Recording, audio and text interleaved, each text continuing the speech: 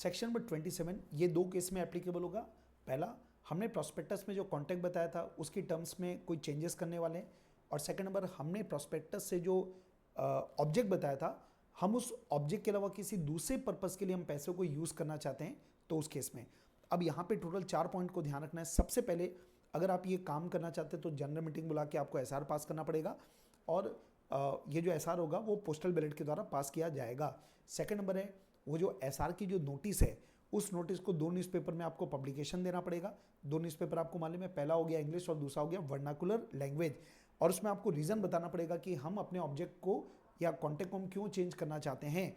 तीसरा नंबर है प्रोहिबिशन, मतलब कंपनी ने जो फंड रेज किया है जिस ऑब्जेक्ट के लिए, उसको जैसे मान लो कंपनी ने 100 करोड़ रुपए लिया, 40 करोड़ रुपए कंपनी के पास अनयूटिलाइज मनी पड़ी है, तो 40 करोड़ से आप एक नया ऑब्जेक्ट करना चाहते हो तो कहीं पे भी कर लो, पर एक जगह पैसों को यूज नहीं कर पाओगे, वो है कोई लिस्टेड कंपनी के इक्विटी शेयर में ट्रेड करने में या डील करने में आप उन पैसों का इस्तेमाल नहीं कर सकते।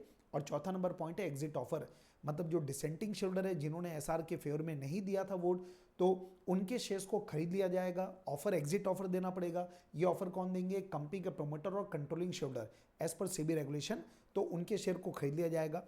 फिर इंपॉर्टेंट है कि जो नोटिस आप एसआर की जो नोटिस देते हो ना, उस नोटिस में आपको बहुत डिटेल बताना पड़ेगा, और वो डिटेल क्या है कि कंपनी ने प्रोस्पेक्टस में कौन सा ऑब्जेक्ट लिखा था, उसके द्वारा कितना पैसा कंपनी ने रेज किया था, फिर कंपनी ने कितना पैसा यूज़ कर लिया, हमारा जो ये ऑब्जेक्ट है वो कितना अचीव हो गया, हमारे पास कितना पैसा अनयूटिलाइज पड़ा है, हम इन पैसों को कहाँ पर यूज़ करना चाहते हैं, मतलब हमारा नया ऑब्जेक्ट क्या है, नए ऑब्जेक्ट में कंपनी को कितना फ़ायदा होगा, उसके रिस्क फैक्टर क्या है, ये सब बातें बतानी पड़ेगी।